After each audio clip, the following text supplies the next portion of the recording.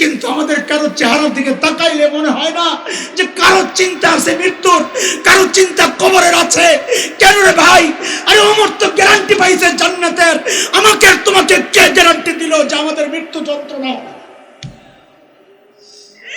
কে guarantee দিছে যে আমাদের কবরের আযাব হবে না? বলো।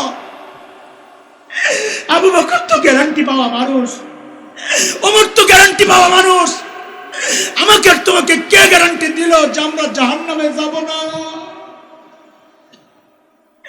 কে গ্যারান্টি দিছে মৃত্যু এখনো অনেক বাকি? কে? এমনও তো হইতে পারে এই জায়গায় এমন অনেক আছে যাদের কাফনের কাপড় দোকানে চলে আসছে। এমনও তো হইতে পারে কালকে খবর আসতে পারে বয়ান করে গেছে হাসান জামিল তো আর দুনিয়ায় নাই, দাড়ি পাইকা সাদা হয়ে গেছে, গুনাহ ছাড়তে পারি না। চুল পাইকা সাদা হয়ে গেছে, গুনাহ ছাড়তে পারি না। অথচ মালিক ডেকে ডেকে বলছেন, আলাম ইয়ানিল্লাযীনা আমানু আন তাখশা কুলুবুহুম লিযিকরিল্লাহ। আল্লাহর ভয়ে দিলটা কেঁপে ওঠার এখনো কি সময় হয় নাই? আর কত, আর কত। ওই জন্য আল্লাহ তাআলা সবাইকে ডাক দিয়ে বলতেছেন, সময় মতো যেন লজ্জিত না হইতে হয়, সময় মতো যেন বলতে না হয় ইয়া লাইতানি কদ্দামতু লি হায়াতি। আজকের এই জিন্দেগির জন্য কিছু আমল যদি পাঠাইতাম। আল্লাহ বলেন আগে আগে প্রস্তুতি নাও। এমটিভি বাংলা, সুস্থ সংস্কৃতির প্রত্যাশায়। আল্লাহ তাআলা আমি যে আয়াতে কারিমা তিলাওয়াত করেছি, এই আয়াতে আমাকে আপনাকে বড় মায়া করে ডাক দিয়েছেন, ইয়া আইয়ুহাল্লাযীনা আমানু, ও ঈমানদার। এই ডাকটা মালিকের বড় মায়ার ডাক।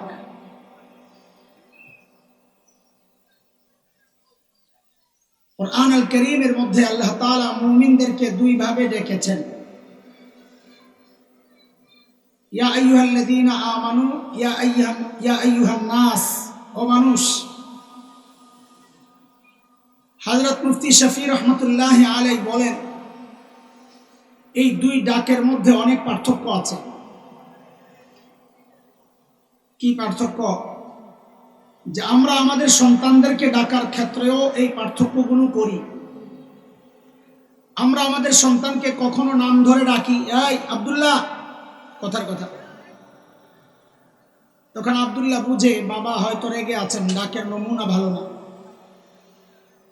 কিন্তু যখন ডাক দেয় বাবা আর সন্তানের যে সম্পর্ক, ওই সম্পর্ক ধরে আব্বু, তখন সন্তান বুঝে বাবা আমাকে মায়া করে ডাক দিয়েছে।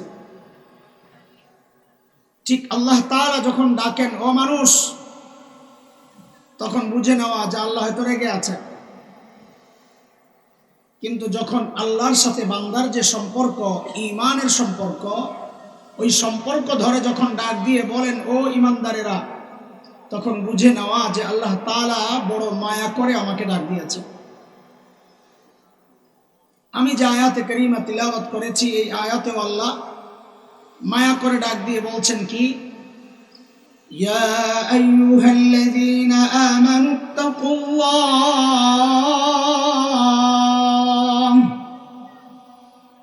ওয়াল তানজুর নাফসুম মা কদ্দামাত লিগাদিন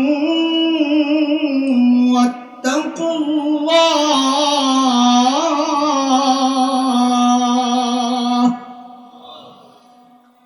ও ঈমানদার, আল্লাহকে ভয় করো। এক হুকুম।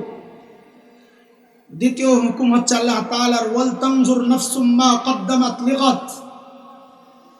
প্রত্যেকটা মানুষের উচিত তার আখিরাত নিয়ে চিন্তা করা, যে আমার আখিরাতের পুঁজি কি, চালান কি, আল্লাহর সামনে কি নিয়ে দাঁড়াবো। এই তোমাদের এই ক্যামেরাওয়ালা একজন কথা বলবা, বাকিদেরকে উঠায় দেবো, কাজে সবাই একজনকে সামলাইবা। এই ক্যামেরার জন্য মাহফিল না, কথাটা মনে রেখো। ক্যামেরার জন্য, মিডিয়ার জন্য মাহফিল না, এগুলোর বিন্দু মাত্র পরোয়া আমাদের নাই। সব বন্ধ করে দেব যদি পরিবেশ ঠিক না করতে পারো। মাহফিল শ্রোতাদের জন্য, তোমরা ক্যামেরা নিয়ে পড়ে থাকো, কই যাবা। এদের যদি ডিস্টার্ব হয় কাউকে এখানে থাকতে দেওয়া হবে না, আর না হয় আমরা চলে যাব। পুরাপুরি মনোযোগ সহ শুনতে হবে, পরিবেশ তৈরি করে দিতে হবে। এটা কোনো তামাশার জায়গা না। ওয়াজ মাহফিল তখন তামাশা হয়ে গেছে। চলতেছে খেলাধুলার মতো একটা। ওই খেলাধুলার তামাশার জায়গা হইলে আমরা থাকবো না। এটা আমাদের আকাবির আসলাফদের মেহনতের, বহু কঠিন মেহনতের ফসল। এটা কারো কারো ফাইজলামির জন্য এই ফসল আমরা নষ্ট হতে দিতে পারি না।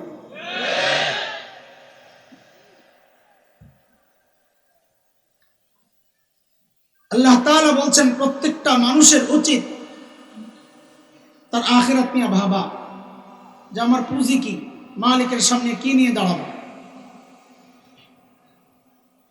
বলে ভাবছি বলেই তো এই মজলিসে আসছি, আখিরাতের চিন্তাই তো আসছি নাকি?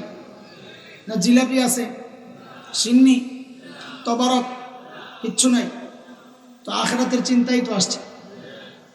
কিন্তু দোস্ত, আমাদের আখিরাতের চিন্তাটা পারফেক্ট হচ্ছে কিনা, যথাযথ হচ্ছে কিনা, যতটুকু দরকার, যেমন দরকার ঠিক তেমন হচ্ছে কিনা, কেমনে বুঝবো?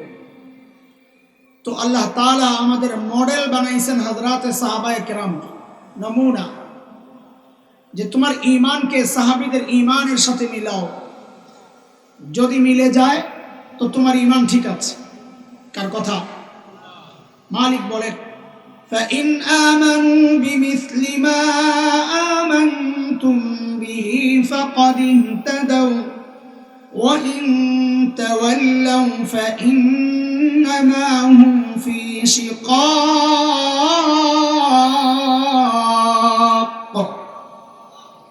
ঈমান যদি সাহাবীদের ঈমানের সাথে মিলে, ওই ঈমান ঠিক আছে, নাইলে ভেজাল আছে, ঠিক করে নাও।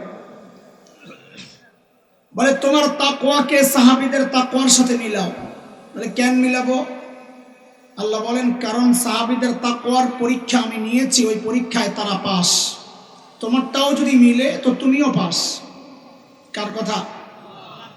উলাইকাল্লাযীনা ইমতাহানাল্লাহু কুলুবাহুম লিত্তাকওয়া লাহুম মাগফিরাতুন ওয়া আজরুন আযীম।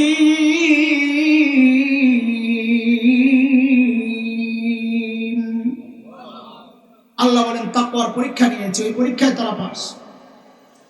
সূরা তাওবার মধ্যে আল্লাহ তাআলা আরো স্পষ্ট করে বলেছেন, মালিক বলেন والسابقون الأولون من المهاجرين والأنصار والذين اتبعوهم بإحسان رضي الله عنهم ورضوا عنه وأعد لهم جنات تجري تحتها الأنهار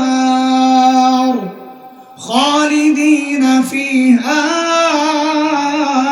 أبدا ذلك الفوز العظيم। আল্লাহ বলেন সাহাবীরা আমার উপর রাজি ছিল, আমিও তাদের উপর রাজি। তাদের জন্য আমি জান্নাত তৈরি করে রাখছি।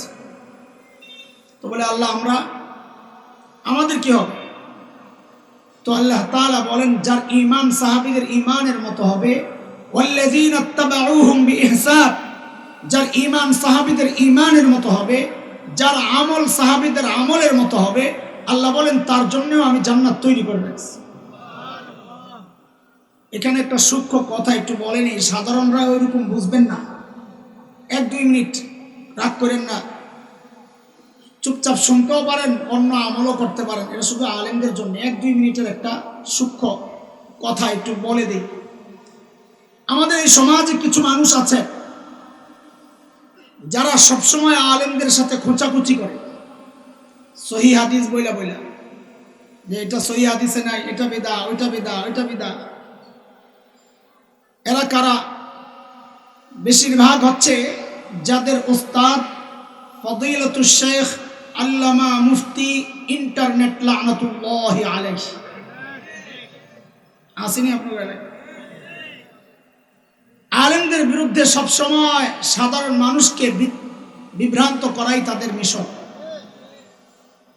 এর মধ্যে একটা বিভ্রান্তির জবাব এই আয়াতে আছে, এই জন্য কথাটা বলা। সেটা হলো আমাদের ফিকার একটা বড় কিতাব মাদ্রাসায় পড়ায় আমাদের হিদায়া, এই কিতাবের মধ্যে ইমামে আবু হানিফা রহমতুল্লাহ আলাইহির সাথে কখনো কখনো কোথাও কোথাও লেখা আছে রহিমাহুল্লাহর জায়গায় রাদিয়াল্লাহু আনহু। এখন এরা সাধারণ পাবলিকরে বুঝায়, দেখো হুজুররা কত খারাপ, হানাফিরা কত খারাপ, ইমামে আবু হানিফাকে সাহাবী বানায় দিচ্ছে। কেমনে বানাইলো? ওই দেখো ইমামে আবু হানিফার নামের পাশে রাদিয়াল্লাহ লাগাইছে। তো ইমামে আবু হানিফার পাশে রাদিয়াল্লাহ লাগানো যায় কি যায় না, এই আয়াতের মধ্যে জবাব আছে। আল্লাহ তাআলা বলেন ওয়াসাবিকুনাল আউয়ালুনা মিনাল মুহাজিরিন ওয়াল আনসার। পুরো অংশটার মিজদাক উদ্দেশ্য হচ্ছে হযরতে সাহাবায়ে কেরাম। এরপরে ওয়াও আল্লাযীনা ইত্তাবাউহুম বিইহসান, যারা সাহাবীদের অনুসরণ অনুকরণ করে। মাতুফ, আগেরটা মাতুফ আলাই, ও আলেমরা বুঝতেছে মাতুফ মাতুফ আলাইয়ের গায়ের হয়। বুঝা গেল আল্লাযীনা ইত্তাবাউহুম বিইহসান মাতুফ, আগের মাতুফ আলাই সাহাবীদের গায়ের, মানে এক শ্রেণী মুত্তাবি' আর এক শ্রেণী মুত্তাবা'। সাহাবীরা মুত্তাবা', আল্লাযীনা ইত্তাবাউহুম বিইহসান মুত্তাবি'। মাতুফ মাতুফ আলাইয়ের গায়ের হয়। বুঝা গেল আগের যারা তারা সাহাবী, পরের যারা তারা সাহাবী না। উভয়ের ক্ষেত্রে আল্লাহ বলতেছেন রাদিয়াল্লাহু আনহুম ওয়া রাদু আনহু। কি বলছি কিচ্ছুই বুঝেন নাই, ওটা হুজুররা বুঝছে, আপনাদের বোঝার দরকার নাই। এরে দোস্ত, এই জন্য আমার আখিরাতের প্রস্তুতি ঠিকঠাক মতো হচ্ছে কিনা সাহাবীদের সাথে মিলাইয়া দেখতে হবে। কাদের সাথে? এইবার আপনি আজানের আগে দুরূদ শরীফ পড়বেন কি পড়বেন না, এটা আপনার বিষয়, আমি কিচ্ছু বলবো না। আপনি শুধু মিলাইয়া দেখেন সাহাবীরা করছে কিনা। যদি করে তো করেন, আমারও দাওয়াত দেন, না করলে ছেড়ে দেন। আপনি মিলাদ শরীফ বইসা পড়বেন না শুইয়া পড়বেন, দাঁড়ায়া পড়বেন না লাফায়া পড়বেন, এটা আপনার বিষয়, আমার কি বলার আছে। তবে করার আগে একটু মিলাইয়া দেখেন সাহাবীদের আমলের সাথে তারা করছে কিনা। তারা যদি করে তো আমারও দাওয়াত দিয়েন সিন্নির, আমিও খাইতে রাজি আছি ইনশাআল্লাহ। কথা বুঝতেছেন আপনারা? আর যদি না করে তো আল্লাহ তাআলা বলেছেন এটা ওয়া ইন তাওয়াল্লাউ ফাইন্নামা হুম ফি শিকাক। সাহাবীদের সাথে মিলবে না তো তুমি বিভ্রান্তিতে আছো, ভুলে আছো, গৌরবী করতেছো হুদাই। চলেন আমাদের আখিরাতের প্রস্তুতি সাহাবীদের সাথে মিলছে কি মিলছে না একটু মিলাইয়া দেখে আসি। সাহাবীদের আখিরাতের প্রস্তুতি কেমন ছিল? একজন সাহাবীর একটু কথা শুই না, আসলে সময় যেহেতু কম আমি খুব তাড়াহুড়া করে কাটছাট করে আগাইতেছি। সাইয়েদনা আবু বকর সিদ্দিক রাদিয়াল্লাহু আনহু যখন খলিফা, তো ওনার রাষ্ট্র পরিচালনার একটা সিস্টেম ছিল। ওনার দরবারে বিধবা অসহায় নারীদের লিস্ট থাকতো। স্বেচ্ছায় যদি কেউ খিদমত করতে চায় ওই লিস্ট ধরে ঠিকানা ধরে চলে যেত, কারণ এটা অনেক সওয়াবের কাজ। নবী আলাইহিস সালাম বলেছেন, যারা ইয়েতিম আর বিধবাদের জিম্মাদার হবে ওই ব্যক্তি আর আমি জান্নাতে পাশাপাশি থাকবো। বড় আফসোস আর হতাশার কথা হচ্ছে অন্য বিধবার দায়িত্ব নিবে থাক দূরের কথা, নিজের বিধবা মায়েরই তো খবর নেয় না। জালিম জালিম। একদিন হযরত ওমর ফারুক রাদিয়াল্লাহু আনহু আসছেন, কোন এক বিধবার ঠিকানা মতো খেদমতে যাবে। দেখেন সাহাবীদের আখিরাতের প্রস্তুতি। ওমরের মতো মানুষ, এত বড় মানুষ আসছেন বিধবার খেদমত করতে। নাম পায় না, খুঁজতে খুঁজতে একটা নাম পাইছে, যার সাথে কোনো ঠিকানা ঠিকানা লেখা নাই, কোনো ব্যক্তির নাম লেখা নাই। হযরত ওমর চলে গেছেন পরদিন সকালে ফজরের পর পর বুড়ির বাড়িতে। বলেন তো একটু আমাকে কখন? সবাই বলেন। এটা দৃষ্টি আকর্ষণের জন্য জিজ্ঞেস করতেছি, কারণ এটা আল্লাহরও তরিকা, নবীরও তরিকা। আল্লাহ নবীকে বলছেন আল কারিয়া মাল কারিয়া ওয়া মা আদরাকা মাল কারিয়া। কারিয়া, কারিয়া কি চিনেননি আপনি? আরে এত কথার দরকার কি, আপনি বলে দিলেই তো হয় না। এটা হলো দৃষ্টি আকর্ষণের জন্য। হযরত মুআজ ইবনে জাবাল রাদিয়াল্লাহু আনহু নবীর পেছনে বসা, রাদিফ হুন্ডার পিছনে বসে এরকম বসা। তো হুন্ডার তো ভঁ ভঁ আওয়াজ হয়, ওটের তো আর আওয়াজ হয় না। তো নবী ডাক দিয়েছেন, ইয়া মুআজ হযরত মুআজ বলেন, আমি জবাব দিলাম, লাব্বাইকা ওয়া সাদাইকা ইয়া রাসূলুল্লাহ, জি হুজুর আমি হাজির। আল্লাহর হাবিব আবার ডাক দিলেন, ইয়া মুআজ, ওই মুআজ। জি হুজুর। নবী আবার ডাক দিলেন, ইয়া মুআজ। হযরত মুআজ বলেন, আমি আবারও জবাব দিলাম, জি হুজুর। লাব্বাইকা ওয়া সাদাইকা ইয়া রাসূলুল্লাহ। হযরত মুআজ বলেন, এই শোনো, নবী যে বারবার আমাকে ডাক দিচ্ছেন, বিষয়টা এমন না যে আমি নবীর আওয়াজ শুনি না, আবার আমার জবাবটাও নবী শুনেন না, বিষয়টা এমন না। লাইসা বাইনি ওয়া বাইনাহু ইল্লা মুখারাতার রাহিল। নবী আর আমার মাঝখানে শুধু একটা কাঠ, যার মধ্যে হেলান দিয়ে বসতো, ওই কাঠটাই, দূরত্ব বেশি নাই।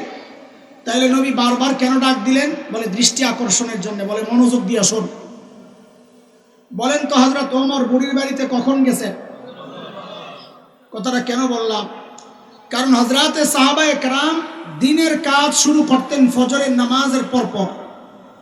নবী আলাইহিস সালাম যারা সকালে কাজ করেন তাদের জন্য বরকতের দোয়া করছেন।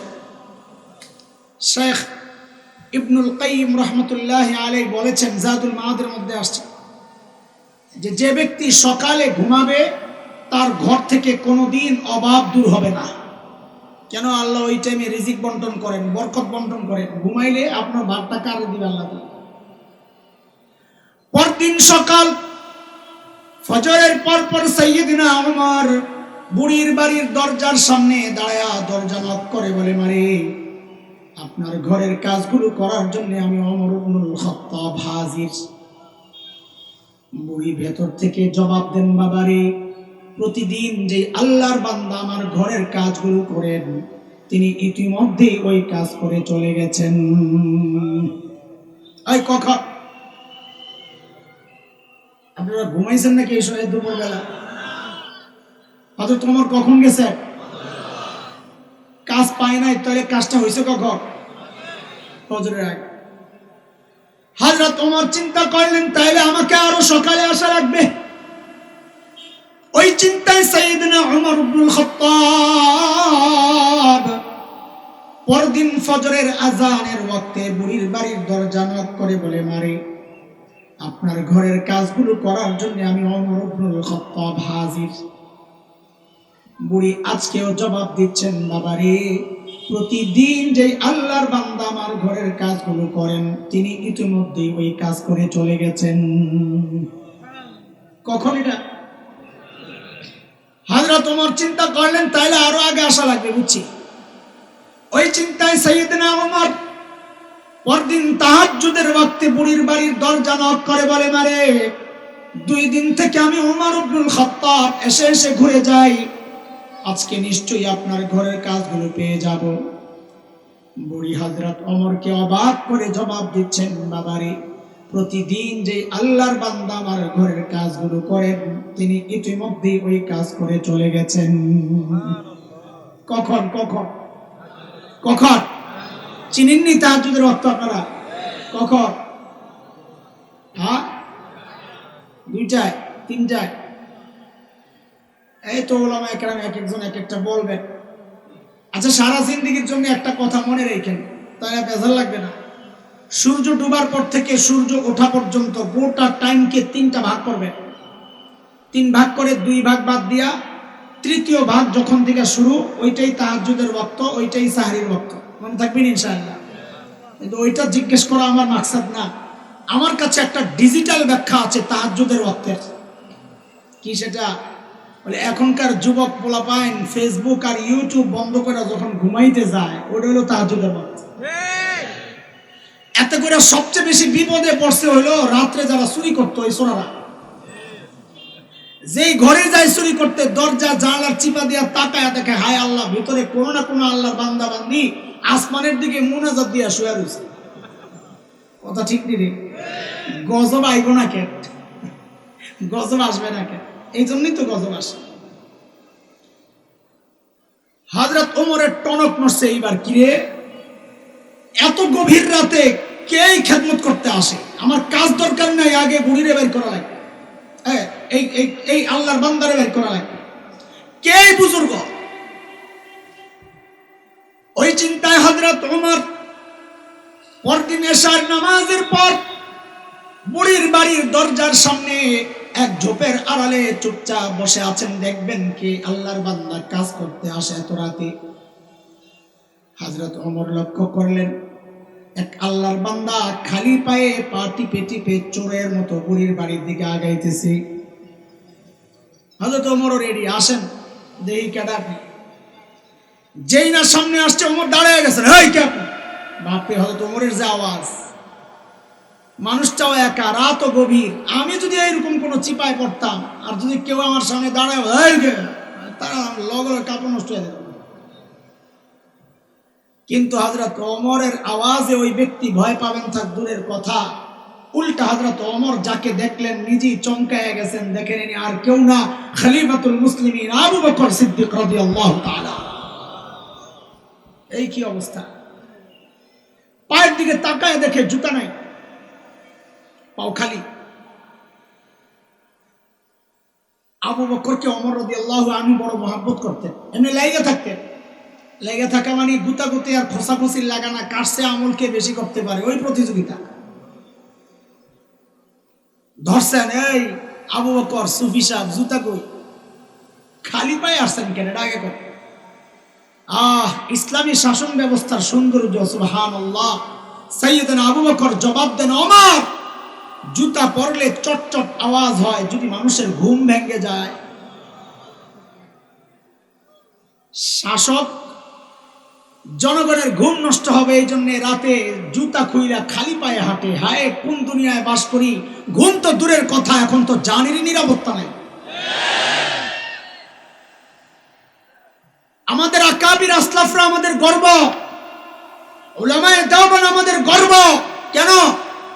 সাহাবীদের এই নমুনা আমার আকাবিরদের মধ্যেও পাওয়া যায়।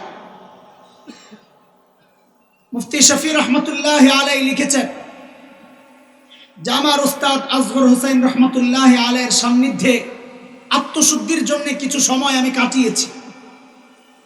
তো একদিন হযরতের সাথে কোথাও যাচ্ছিলাম, রাতে হঠাৎ এক বাড়ির সামনে যায় হযরত জুতাগুলো হাতে নিয়ে নিছেন। মুসলমান খেয়াল করো, ইসলাম কাকে বলে। জুতাগুলো হাতে নিয়ে নিছেন, কিছু দূর যায় আবার জুতাগুলো পরে হাঁটা শুরু করছে। মুফতি শফি রহমতুল্লাহ আলাইহি চিন্তা করতেছেন, জুতা খুললো কেন হুজুর? এটা কোনো পবিত্র জায়গা নেই। ফাখলানা আলাইকিন্নাকা বিল ওয়াদিল মুকদ্দাসি তুয়া, মুসা আলাইহিস সালামকে আল্লাহ বলছেন জুতা খুলে, পবিত্র জায়গায় আছে। এটাও কোনো পবিত্র জায়গা কিনা, জুতা খুললো কেন? জিজ্ঞেস করা হয়েছে, হযরত আপনি জুতা খুললেন কেন? আমি কিছু বুঝলাম না। হযরত মুফতি শফি রহমতুল্লাহ আলাইহি বলেন, ওস্তাদকে যখন আমি জিজ্ঞেস করি তো ওস্তাদ জবাব দিচ্ছেন, এই যে বাড়িটা, এই বাড়িটা একজন অমুসলিম দেহ ব্যবসায়ী পতিতার। একটা একটা গাড়ি আসবে আর আপনারা যেভাবে তাকাইতে থাকেন আর মাথার দিকে দিয়ে রাখেন, তো আমি বয়ান করতে পারবো না। আমি বড় নাজুক মানুষ, আমার পরিবেশ ঠিক না থাকলে আমি শেষ। আমার কথাই বেরোতেছেন আজকে এই শুরুর থেকে, এই আবে যাবে দিকে। তা আবারও তাকায়া থাকেন, যতক্ষণ তাকাইতে মনে চায়, তাকানো শেষ হইলে বইলেন, এরপর আমি কথা বলি। না আর একটু তাকান, দরকার লাগলে গাড়ি কোনোদিন না দেখলে উঠে যায় দেখে আন, গাড়ি বলে যান, চাক্কা সুদ্ধা গণ্য আইন, যান মুখস্থ করে আন যায়। আজিব তামাশা, কথা চলতেছে এদিকে, গাড়ি একটাই আর ওদিকে তাকায় থাকে। তার মানে কতটা মনোযোগ দিয়ে কথাটি শুনতেছে। কারে শোনাম আমি? ওই যে মাহফিলকে তামাশা বানাইছি, আসছি একটু বসছি, বাস একটু চিল্লাচিল্লি হইব, স্লোগান দেবো, বাজাম, লা হাওলা ওয়ালা কুওয়াতা ইল্লা বিল্লাহ।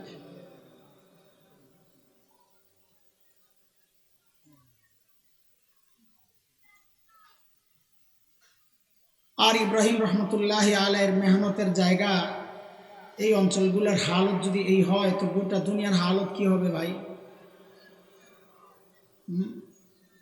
আমরা তো গর্বের সাথে বলি যে আমাদের ওই এলাকা আমাদের বাড়ি, ওই এলাকা আমার নানার বাড়ি, যে লেঙ্গামুড়ি আমার নানার বাড়ি। কিন্তু গর্বের সাথে বলি যে আপনাদের কারণে যে গোটা পরিবেশটাই দিনই পরিবেশ। তো এখানকার মানুষ যদি বয়ানের সময় গাড়ির দিকে তাকায়া থাকে তো আমরা নসিহত করবো কোন জায়গায় যায়, কথা বলবো যায় এখন। এই জায়গাটা তো বাংলাদেশের সবচাইতে বাছা জায়গা। আল্লাহ সহি বুঝ দান করে। তো বলে হযরত জুতা খুললেন কেন? তো বলে এই যে বাড়িটা, এটা অমুসলিম এক দেহ ব্যবসায়ী পতিতা, অর্থের বিনিময়ে নিজের দেহকে বিলায়, বেশ্যা, তার বাড়ি। তো জুতা খুলছেন কেন? বলে একসময় তার রূপ ও যৌবন ছিল, তার কাছে অনেক খদ্দের আসতো, তার কাস্টমার আসতো। এখন তার বয়স পড়ে গেছে, এখন আর লোকজন আসে না, কিন্তু সে প্রতি রাতে অপেক্ষায় বসে থাকে নিশ্চয়ই। এখন আমি পুরুষ মানুষ, আমার পায়ের জুতার আওয়াজ পায়, সে টের পাবে কোনো পুরুষ আসতেছে, সে আশাবাদী হবে, না জানি আমার খদ্দের আসছে, আমার কাস্টমার আসছে। আমি যখন চলে যাব সে আশাহত হয়ে কষ্ট পাবে, আমি চাই না এই কষ্টটা সে পাক। আরে ভাই, এর নাম ইসলাম। আমি আর আপনি কি করি? নিজের জায়গাগুলা মেপে মেপে শেষ মাথায় যায় টয়লেটটা বানাই। মানে দুর্গন্ধ, খাইলে যা খায় পাশের বাড়িওয়ালা খাক, কিছু জিজ্ঞেস করলে বলবে তোর জায়গায় দিছি নাকি, আমার জায়গায় তো দিছি। উম্মতের হাল। সাইয়েদনা ওমর জিজ্ঞেস করলেন, আবু বকর, এই গভীর রাতে আপনি কেন আসছেন কাজ করার জন্য? আমরা নাই, আমরা কি মরে গেছি? হযরত আবু বকর কি জবাব দিলেন দোস্ত, জবাবটা আমি এখন দেব না। কেন? কারণ জবাবটার ওজন কত এটা বুঝতে হলে আগে আবু বকরের ওজন বুঝা লাগবে। ব্যক্তির ওজনের উপর কথার ওজন ওঠানামা করে। রাস্তায় ভিক্ষুক যাচ্ছে, আপনাকে বললো এই কালকে একটু দেখা করো, খুশি করে দিও, তো আপনি মনে মনে হাসবেন, নিজে ভিক্ষা করে খায়, আমারে খুশি করে। কিন্তু যদি এলাকার এমপি সাহেব আপনাকে বলে এই কালকে একটু দেখা করো, খুশি করে দিব, তখনও কি মনে মনে হাসবেন না আশাবাদী হবেন? ওই দেখেন, ব্যক্তির ওজন বেড়ে গেছে তো কথারও ওজন বেড়ে গেছে। আবু বকরের জবাবটার ওজন কত এটা বুঝতে হলে আগে আবু বকরের ওজন বুঝা লাগবে। একদিন আম্মা জান আয়েশা রাদিয়াল্লাহু তাআলা আনহা মদিনার স্বচ্ছ পরিষ্কার আকাশের দিকে তাকায়া তাকায়া লক্ষ্য করলেন, লক্ষ লক্ষ নক্ষত্র দেখা যায়।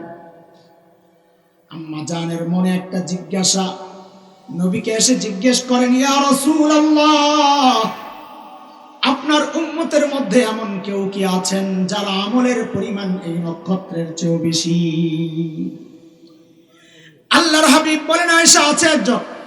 ওজন দিন খালি হৌর বাড়ির বদনাম করে দেখেন, এক সপ্তাহ তরকারি মজা হয় না। আরে কথা কর, এই বিপদে খালি আমি একাই, আর দুনিয়ার সবাই ভালো আছে। আরে কথা কয় না, খুশি লাগতেছে, বেটি করে সাইজ করতেছি না। বেকুফ কোথাকার, সাইজ তোমারে করা হয়েছে, তুমি টের পাও নাই কেন? কারণ তার মা বাবার প্রশংসা করলে তার খুশি লাগে, বদনাম করলে কষ্ট লাগে, এটাই তো হওয়ার কথা। আরে হতভাগা, পোড়া কপাল তো তুই। এই বউ যখন তোর মা বাবার বদনাম তোর কানে ঢোকায়, বউয়ের কথা শুই না যায়, তুই মা বাবার সাথে ঠিকই খারাপ আচরণ করিস। অসভ্য তো তুই, বউ তো ঠিকই আছে। আল্লাহর হাবিব বলেন, আয়েশা আছে একজন, আমার যে উম্মতের আমল ওই নক্ষত্রের চেয়ে বেশি, সে হচ্ছে ওমর ইবনুল খাত্তাব। কে? এখন আম্মা জানের চেহারার কি অবস্থা? হ্যাঁ, মলিন হয়ে গেছে। আল্লাহর হাবিব তো চেহারা দেখেই বুঝছেন আম্মা জানের ভিতরে গন্ডগোল চলতেছে। চেহারা দেখলে মানুষের দিলের হালত জানা যায়। তোর মন খারাপ কেন রে? মন তো ভিতরে, আপনি বুঝলেন কেমনে? ওই যে চেহারায় প্রকাশ পাচ্ছে। ইংরেজিতে বলে face is the index of mind. মানুষের ভিতরে কি কাজ করে এটা তার চেহারায় প্রকাশ পায়। আল্লাহ রসুল তো বুঝছেন আম্মা জানের ভিতরে গন্ডগোল চলতেছে। আয়েশা, তুমি ভেবেছিলে তোমার বাবার নাম বলবো না? আরে আয়েশা শুনো শুনো, তোমার বাবা আবু বকরের হিসাবটাই তো আলাদা। আমার গোটা উম্মতের আমল যদি এক পাল্লায় করা হয়, আর একা তোমার বাবা আবু বকরের আমল যদি আরেক পাল্লায় করা হয়, তো আবু বকরের আমলের পাল্লা ভারী হয়ে যাবে। আবু বকরের মর্যাদা শোনাইতেছি দোস্ত। একদিন হযরত ওমর আসছে, বলে দোস্ত আপনার সাথে একটা লেনদেন করবার চাই। ওমর আবু বকরের বলে, কি লেনদেন করবেন আপনি? বলে দোস্ত আমার জিন্দেগির যত আমল আছে, ওমর বলতেছেন যত আমল আছে আমার জিন্দেগির সব আপনারে দিয়ে দিতে চাই, যান। হযরত আবু বকর চিন্তা করতেছে ওমর এত ভালো মানুষ, সারা জিন্দেগি আমার সাথে আমল নিয়ে করলো প্রতিযোগিতা, আর এখন বলে সব আমল আমারে দিয়ে দিবে। এখানে কোনো ঘাপলা আছে? কারণ ওমর, আবু বকর মানুষ সরল সোজা, কিন্তু ব্যাককল তো না। হযরত উলামায়ে কেরামকে দেখে অনেকে এমনটাই ভাবে যেগুলো মনে ব্যাককল, দুনিয়ার কিচ্ছু বুঝে না। আরে না, আলেমদেরকে যারা ব্যাককল ভাবে তারা ডবল ব্যাককল। কথা কও ঠিক কিনা? যার সিনার মধ্যে কোরআনের ইলম, হাদিসের ইলম, ওই মানুষ ব্যাককল হতে। আমাদের একজন বিখ্যাত মুফাসসির ছিলেন মুস্তাফা আল হুসাইনি রহমতুল্লাহি আলাইহি, নাম শুনছেন? হুজুরের একটা গল্প আমাদেরকে মুফতি দেলোয়ার সাহেব হুজুর শোনাইছেন। হুজুর তো দেখতে মাশাআল্লাহ একেবারে সাদা সিধা, দুনিয়ার কিচ্ছু বুঝে না। তো হুজুর এক মাহফিল থেকে যাওয়ার সময় হাইওয়ের পাশে এক রেস্টুরেন্টে রাত্রে বসছেন খাইতে। তো লাস্টে সুন্নত তরিকায় প্লেটটা চেটে চুটে খাচ্ছেন। একটা হাড্ডি ছিল, ওটারে বসে বসে চাবাইতেছেন। পাশের টেবিলে এক ভদ্রলোক বসে বসে চা খায়। কি খায়? দুনিয়ায় এমন কিছু মানুষ আছে, দাড়িওয়ালা টুপিওয়ালা দেখলে এদের চুলকানি শুরু হয়। ওই বেটা ওই ক্যাটাগরির। হুজুরে দেখাই মনে মনে চিন্তা করতেছে, মৌলবী যেমনি হাড্ডি খাইতেছে, আরে যাই একটু সাইজ করা লাগবে। আস্তে করে চায়ের কাপটা হাতে নিয়ে হুজুরের টেবিলের সামনে দাঁড়াইয়া বলে, এক্সকিউজ মি। হুজুর বলে, ইয়েস বলেন। বলে, একটা কথা জিজ্ঞেস করতে চাই। বলে, বলেন। বলে, আচ্ছা হুজুর, আপনাকে এলাকায় কুকুরে কি খায়?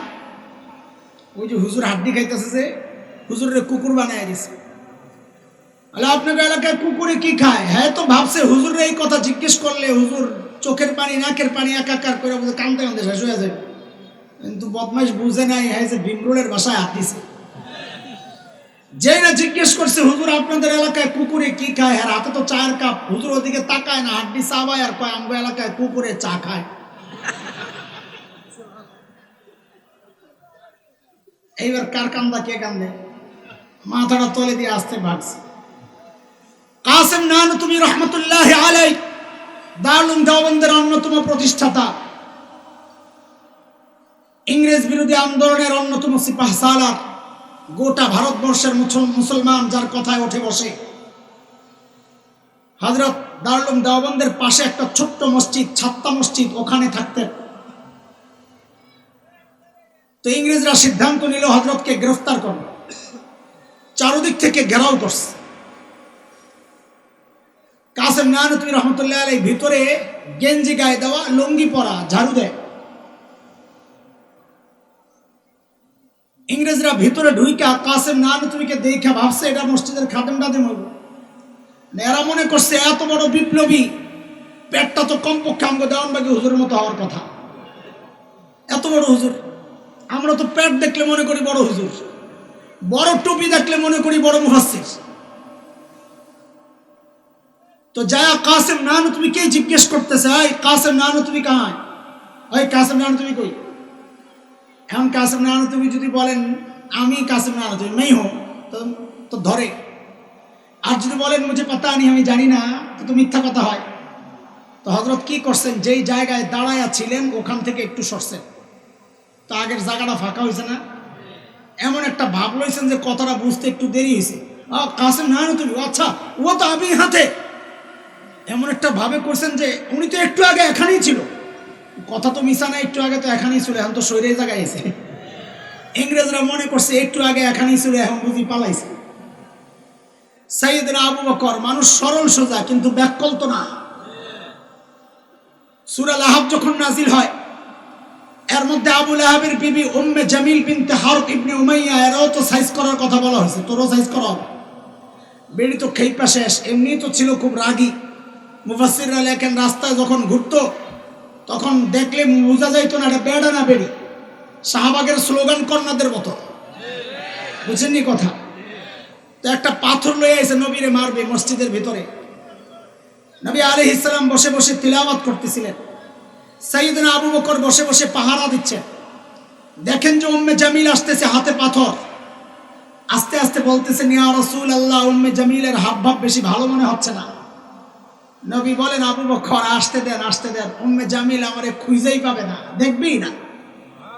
কারণ সূরা বনী ইসরাঈলে আসছে, আল্লাহ তাআলা সুসংবাদ আগেই জানাইয়া দিয়েছেন, فإذا قرأت القرآن جعلنا بينك وبين الذين لا يؤمنون بالآخرة حجابا مستورا নবী আপনি যখন তিলাওয়াত করবেন আপনার আর কাফিরদের বেঈমানদের মাঝখানে আমি নিরাপত্তা পর্দা দিয়ে দিব, তারা আপনাকে দেখবে না। ঠিকই উম্মে জামিল আয়েশা খালি খোঁজে, আবু বকর তো বুঝছে উম্মে জামিল তো খুঁজে পাই না। আয় আবু বকর তোমার দোস্ত কই? এখন আবু বকর যদি বলেন লা আদরি, আমি জানি না, তো মিথ্যা কথা হয়। আর যদি বলেন এই যে নবী, তা আবু বকর মার খায়, কই হয়তো দেয় না, তা আবু বকরে মারবে। আবু বকর বড় চালাক, কি জবাব দিলেন? জবাব দিলেন যে খুঁজা দেখো। কি বলে? খুঁজা দেখো। আল্লাহু আকবার। সাইয়েদনা ওমর যখন বললেন আবু বকর আপনার সাথে আমি লেনদেন করতে চাই, আমার জীবনের সমস্ত আমল আপনাকে দিয়ে দিতে চাই আবু বকর। সাইয়েদনা আবু বকর বলেন ওমর বুঝলাম, কিন্তু একটু বলেন না আমার কি দেওয়া লাগবে। বলে আবু বকর বেশি কিছু না, বলে কমটাই বলেন না। বলে আবু বকর ওই যে নবীর সাথে হিজরতের সময় 3 দিন যে গুহার ভেতরে ছিলেন সাউর গুহায়, আবু বকর ওই 3 দিন আমাকে দিয়ে দিবেন, এর বিনিময়ে আমি আপনাকে আমার সারা জিন্দেগীর আমল দিয়ে দিব। এর দোস্ত সাইয়েদনা ওমর কি বুঝলেন গুমর, যে এই 3 দিনের মূল্য আমার সারা জিন্দেগীর আমলের চেয়ে দামি। কি সেটা? এটা একটু বোঝা দরকার। বিস্তারিত বলার তো সময় না, আমি খালি ঘড়ির দিকে তাকায় আর দৌড়াইতেছি। চলেন একটু সুর গুহার ভেতরে ঢুকি। আর ঢুকবেন নি আপনারা? আপনার কি অবস্থা কর? আচ্ছা, গুহার ভেতরে ঢুকার আগে গুহার মুখটারে আগে একটু বন্ধ করি। গুহার মুখের মধ্যে জানি কে কে বাসা বানাইছিল দেখি কোন তো। আপনারা কত ওয়াজ শুনেন মাশাআল্লাহ। মাকড়সার কবুতর, সাবাস। আজকে কারি ইসমাইল রহমতুল্লাহ আলাইহি ফাউন্ডেশনের পক্ষ থেকে পুরস্কার দেওয়া হবে সঠিক উত্তরদাতারে। কবুতরে কয়টা ডিম পারছিল? সঠিক উত্তর দিতে পারলে পুরস্কার। কথা কয় না, একজনও কথা কয় না। আর না পারলে কোন ইখতিলাফ আছে? কয়টা? 2টা। আর কোন মত? একটা। মাশাআল্লাহ।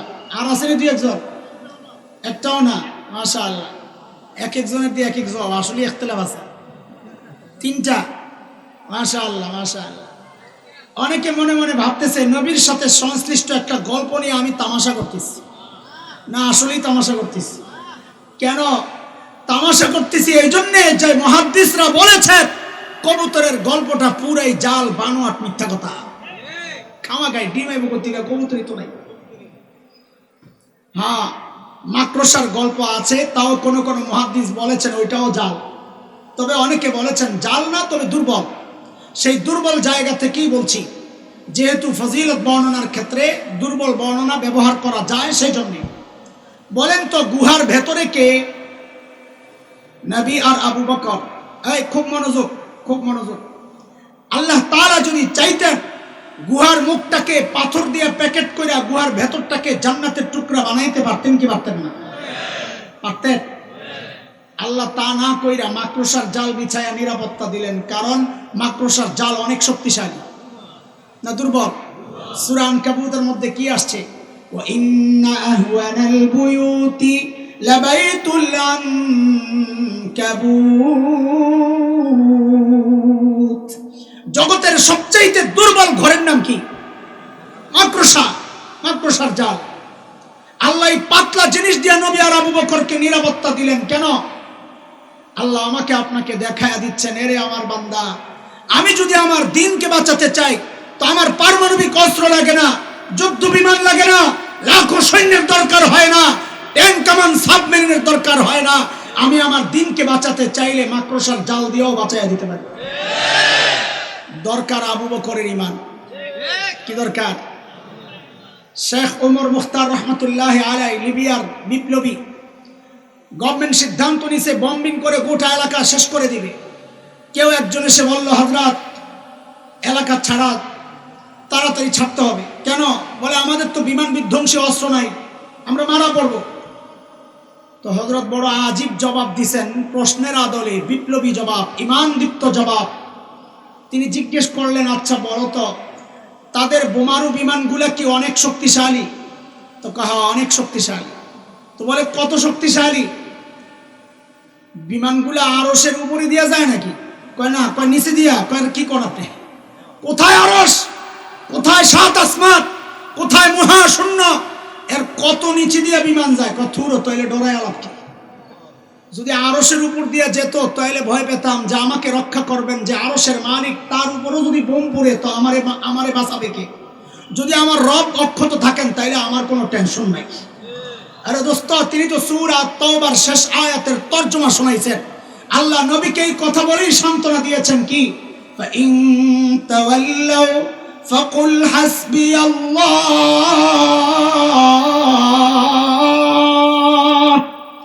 লা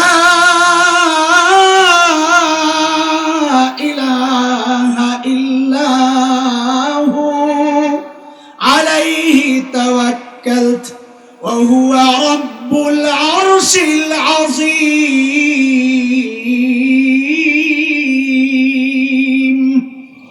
নবী, আপনি জানায়া দেন গোটা মানুষ যদি আপনাকে সহযোগিতা না করে, আপনি জানায়া দেন আমার জন্য আমার আল্লাহ যথেষ্ট, তিনি ছাড়া কোনো মাবুদ নাই, তার ক্ষমতা জানো, তিনি আরশে আজিমের মালিক।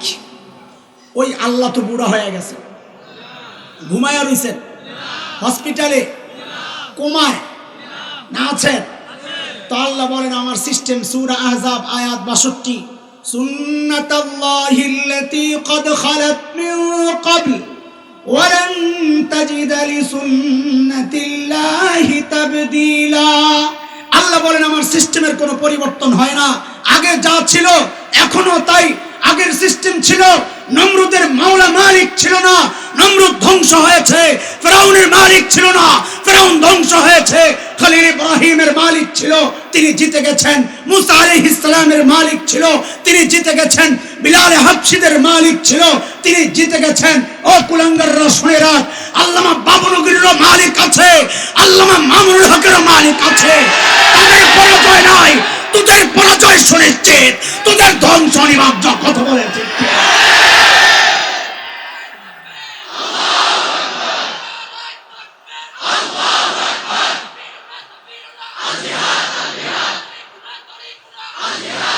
আজকে আমেরিকা আমাদেরকে হুমকি দেয়, ভারত লাল চক্ষু দেখায়, আর ওই লাল চক্ষুর তালে তালে পাওয়ারে দেশের কিছু কুলাঙ্গার লাফালাফি করে। কথা কর, মাঝে মধ্যে হুমকি দেয় আমার দেশ দখলের। আরে কুলাঙ্গাররা শুনে রাখ, শাইখুল হিন্দের রুহানি সন্তানরা এই দেশে বাস করে। খোদার কসম খায়া বলি, দেশ দখলটা দূরের কথা, একবার খালি পা দিয়ে দেখ, একটা কুলাঙ্গারকে পালাতে দেওয়া হবে না, পালাতে দেওয়া হবে না।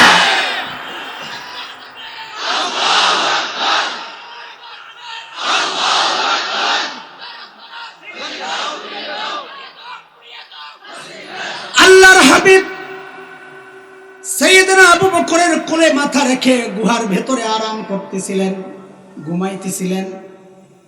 নবীর যখন ঘুম ভাঙ্গে উঠা দেখে আবু বকরের চেহারার মধ্যে চিন্তার ছাপ। আরে দোস্ত, আবু বকরের চিন্তা কার জন্যে? কথা বলো, কার জন্যে? নবীর জন্যে। কারণ ইমানদার নিজের টেনশন করে না, ইমানদার তো নবীর জন্য নিজের কল্লা দেওয়ার জন্য প্রস্তুত থাকে। কথা কও না? আসো তোমরা, রেডি আসো ইনশাআল্লাহ? যদি আল্লামা বাবুনগরীর ডাক আসে, এর মুসলমান আল্লাহর নবীর ইজ্জত দরকার, ইজ্জত রক্ষায় জীবন দরকার, একে একে কল্লা দিতে প্রস্তুত, কল্লা দিতে প্রস্তুত।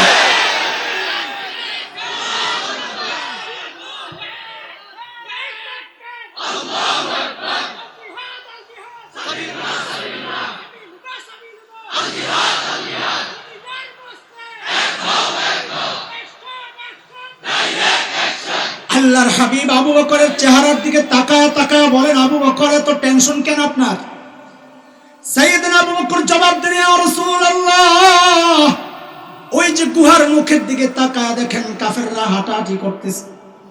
লাউ আন্না আহাদাহুম ইয়ানজুরু ইলা কদামাই, আমাদের গুহার দিকে তাকানোর দরকার নাই, কেউ যদি নিজের পায়ের দিকেও তাকায় তাইলেও তো আমাদেরকে দেখে ফেলবে। আল্লাহর হাবিব বলেন, আবু বকর আপনি কি ভেবেছেন গুহার ভেতরে খালি আমি আর আপনি, আর আমাদের সাথে বুঝি কেউ নাই? না আবু বকর না, আপনি আপনি টেনশন করেন না, আল্লাহ আমাদের সাথে আছে। কে? এই সান্ত্বনার কথাটা মালিকের এত পছন্দ হয়েছে, আল্লাহ তাআলা সূরা আত-তাওবার আয়াতের টুকরা বানায়া কোরআনে নাজিল করে দিয়েছেন। মালিক বলেন, ইযহুমা ফিল গার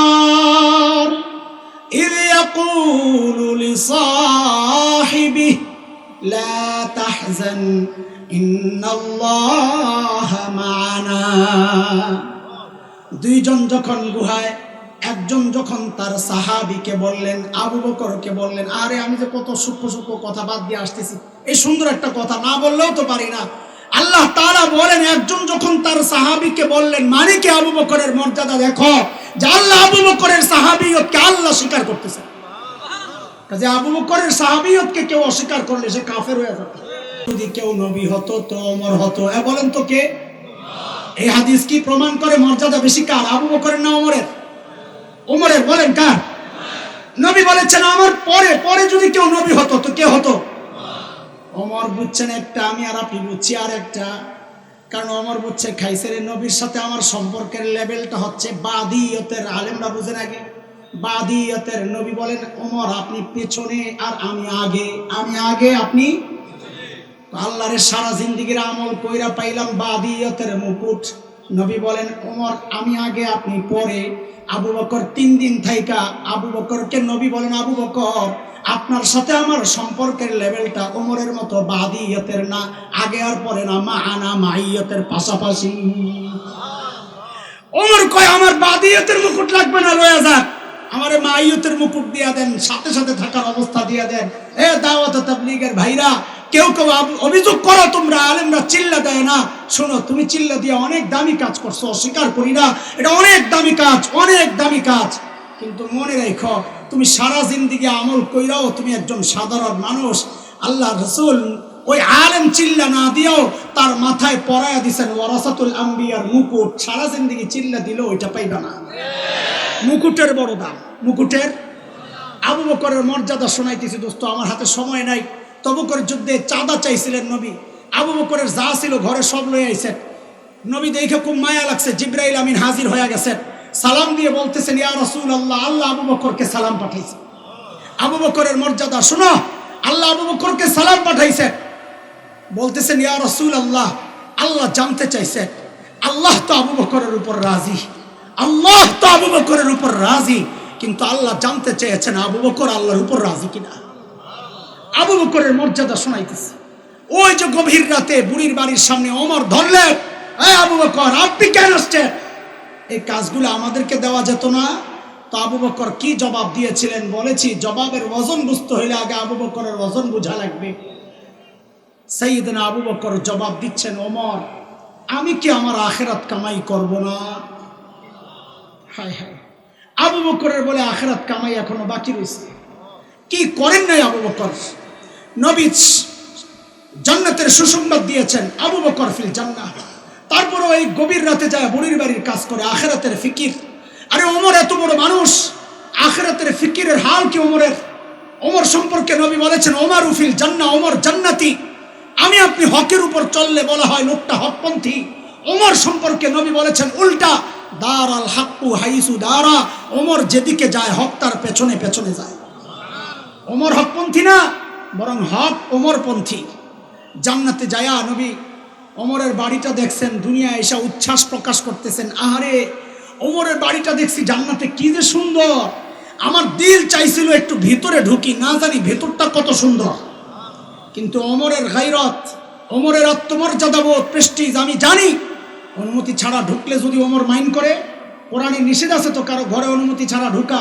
ইয়া আইয়ুহাল্লাযীনা আমানু লা তাদখুলু বুয়ুতান গায়রা বুয়ুতিকুম হাত্তা তাস্তানিসু ওয়া তুসাল্লিমু আলা আহলিহা।